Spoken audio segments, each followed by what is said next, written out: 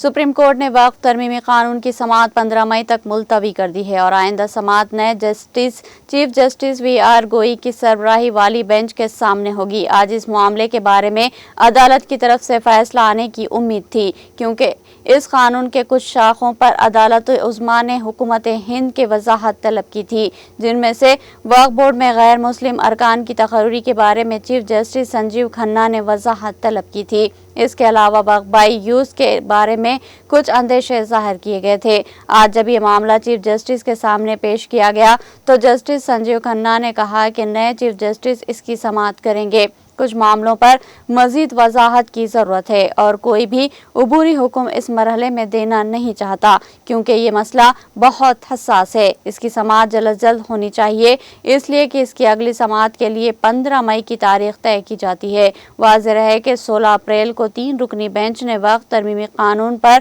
समाअत की थी। इस कानून के खिलाफ 70 से ज़ायद अर्जियाँ दाखिल की गई है। इस वक्त कोर्ट ने कहा था कि अबूरी तौर पर इस कानून के 3 शाखों पर पाबंदी लगाई गई है, जिसमें हुकूमत से कहा गया था कि किसी वक्फ जायदाद की हैसियत तब्दील ना की जाए, इसके अलावा कोई भी नई तकर्री ना की जाए। लेकिन मरकजी हुकूमत ने अदालत से दरख्वास्त की थी कि इन तमाम अर्जियों को खारिज किया जाए।